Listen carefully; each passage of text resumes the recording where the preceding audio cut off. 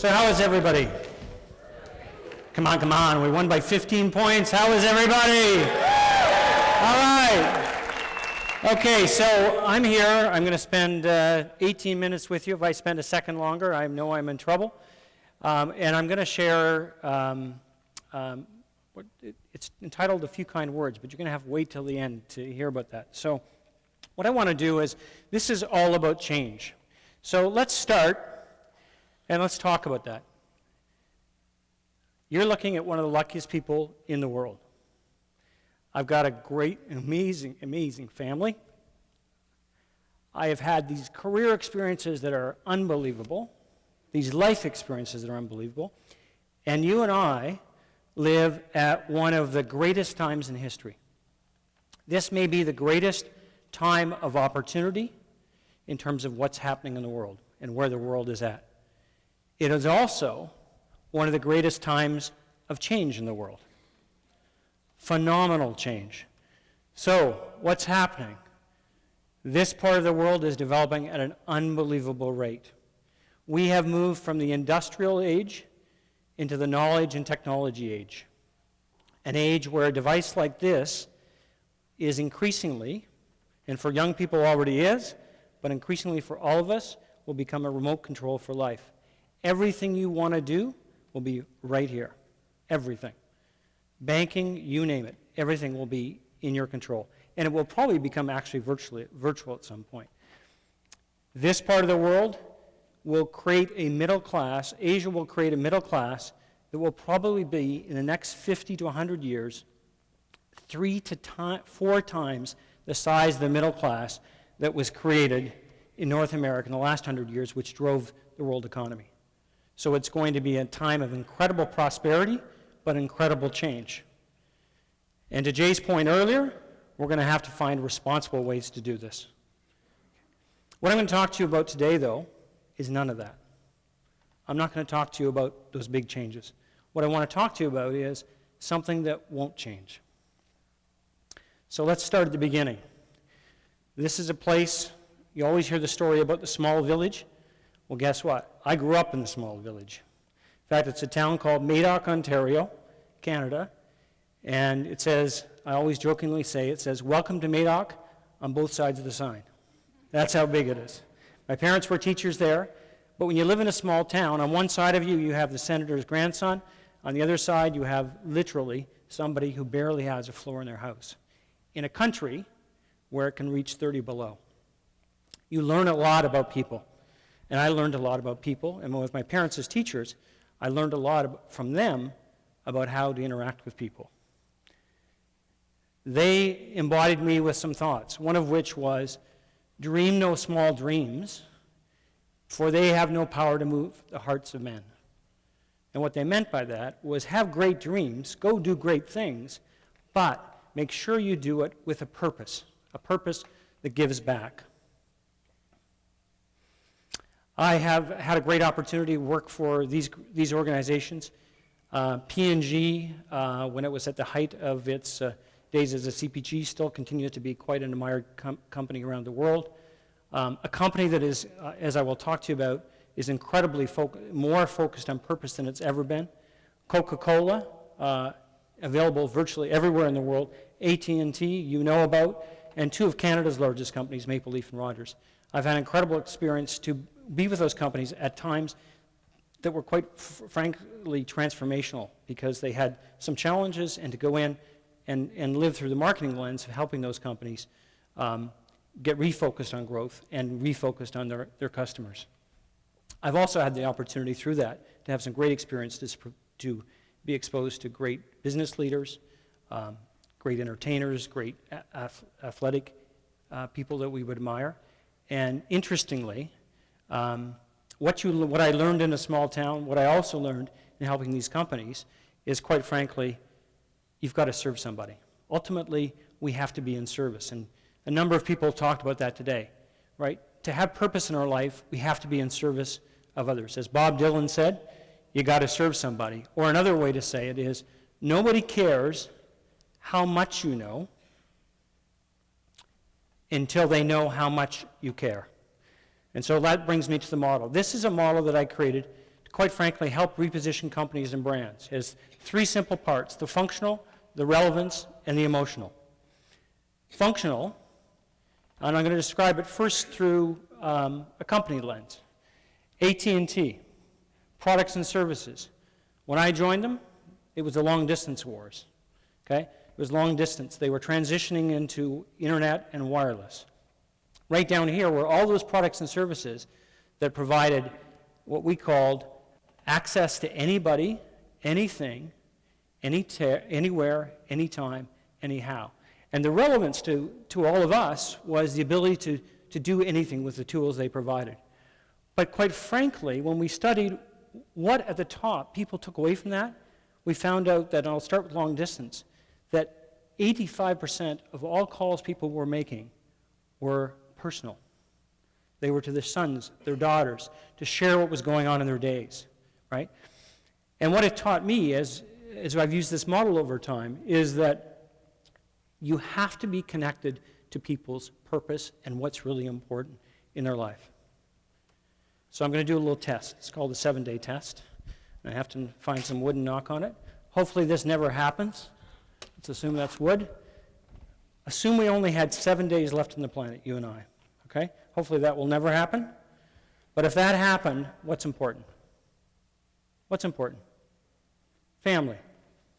That's the answer you get from virtually everybody. Family. So if you want to be important to somebody, and you want to be important to them, you better be important to something really important in their life. And it's really important for companies, for academic institutions, for professionals, and quite frankly for you and I, when we interact with people and communicate with people, that we are on the purpose of serving others, on things that are really, supporting things that are really important in their life.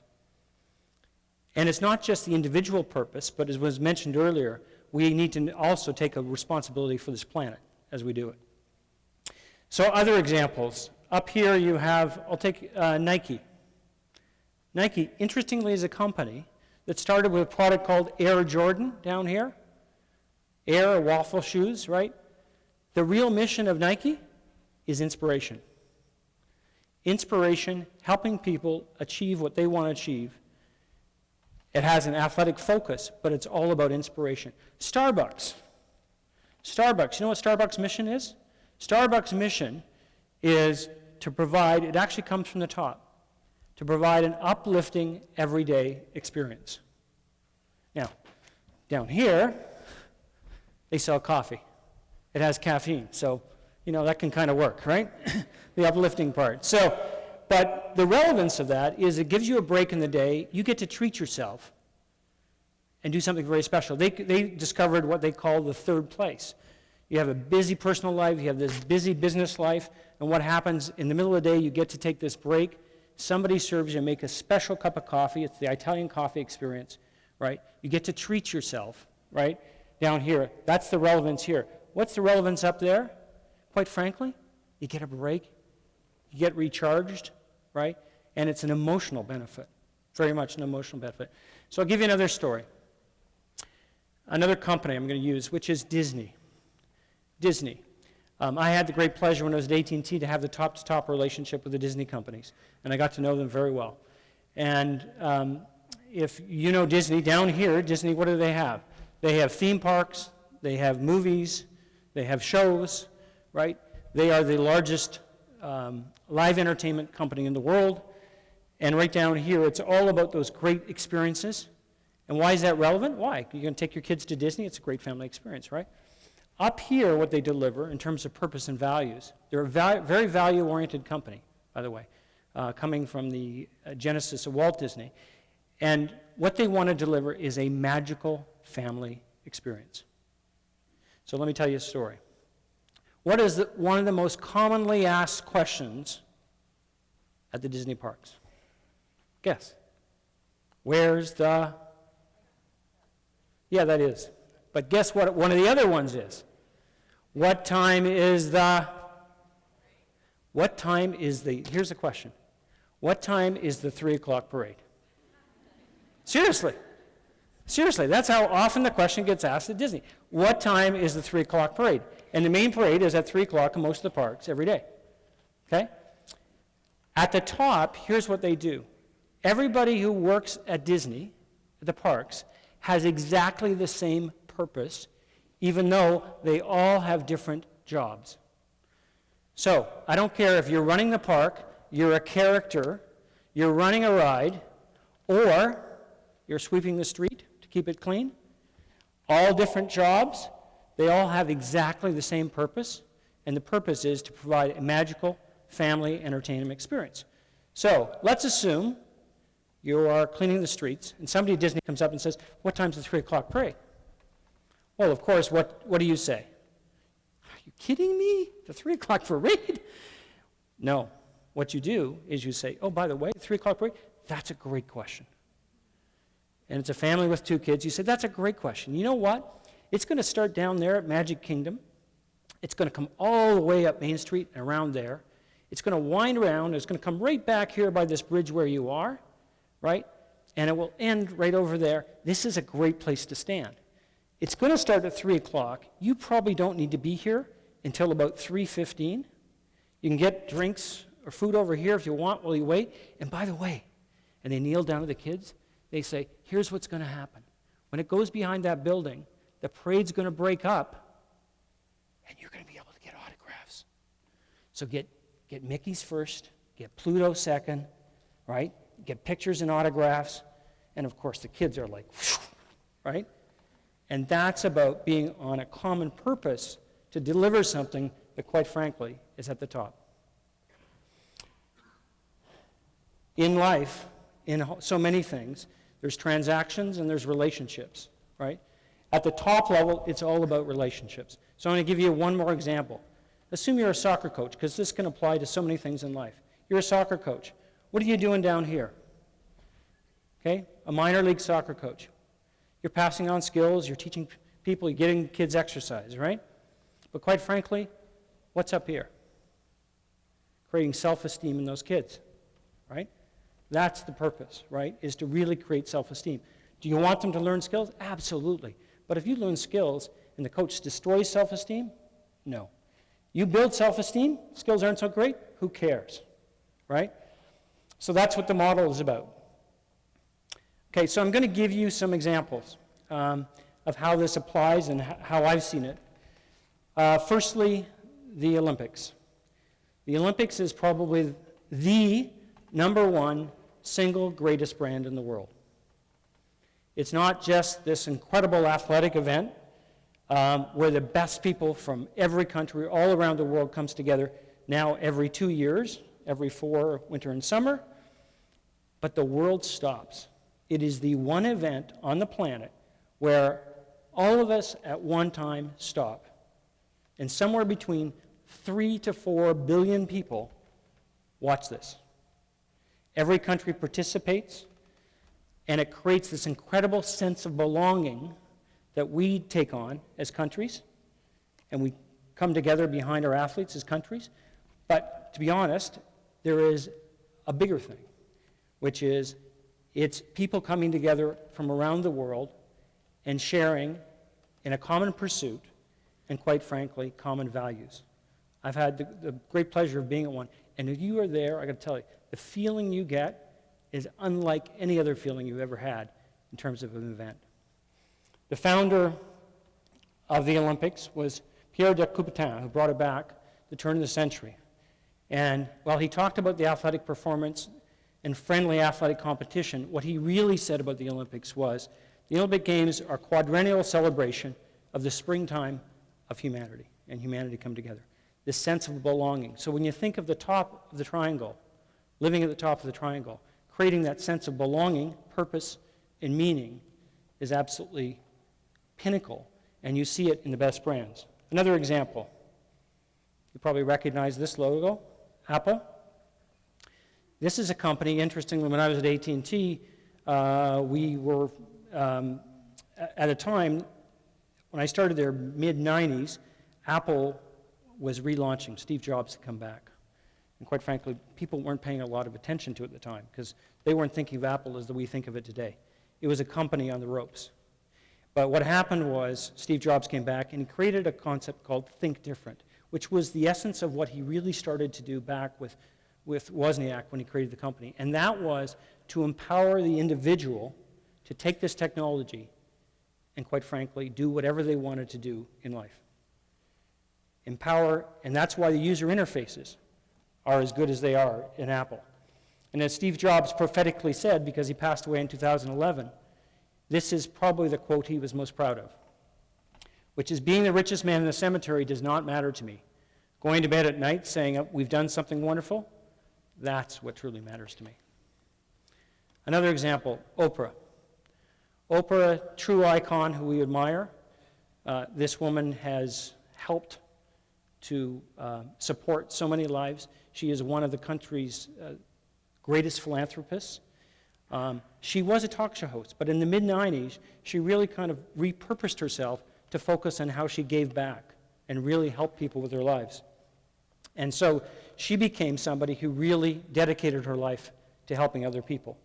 As a result, moved from down here as a talk show host to somebody who, quite frankly, was supporting people and helping them live a better life and give them information to help live a better life. And she gives back enormously. And as Oprah said, and as she found, she started with a job, and as she said, I ended up with a calling. Everybody has a calling, and your real life job in life is to find it. In the world of athletics, there are some unbelievable athletes out there, some incredibly accomplished people. This guy, unbelievable. He has had the most weeks at number one in the tennis world. He has had 76 championships. He's won 7 Wimbledons. I think he's won 6 year-end world championships, a gold medal and a silver medal. And the most incredible thing is, he's an awesome guy, an awesome guy. Roger Federer has been voted 10 times by the fans their most admired in tennis, and 8 out of 9 in the last years by the players the most admired. Okay? This guy is one of the nicest people you will ever meet. And it's when he was asked to talk about his incredible accomplishments, becoming number one in the world and winning Wimbledon, I think it was for the 3rd or 4th time, he said, it's nice to be important, but it's much more important to be nice. So this can apply to a lot of things in life, this model. So I'm going to tell you a story. Okay? Guy gets up on a Saturday morning, and he goes into a diner. You know, one of those great diners, mid-U.S. diners. He goes in, and waitress comes over. She's busy. She's got the pencil behind her ear. She throws down a menu, and he looks, and he says, I would like a couple eggs and a few kind words. She writes it up. She goes off, comes back in a few minutes, puts down a plate of eggs, bacon, sausage, toast, juice, coffee. Fantastic. He stops her up. He says, excuse me, I said I'd like a couple eggs and a few kind words. And she says, she looks at him. She goes, okay, buddy, don't eat the eggs. So what's that story about? They did research, and they did research to find out why people went to their favorite sit-down restaurant time and time again. And what was it? And it was the place that was in the strip mall, or the side street that they took their friends to when they arrived. Was it location? Location? No. Right. Was it food? No. Was it the ambiance? No. It was, of course, service.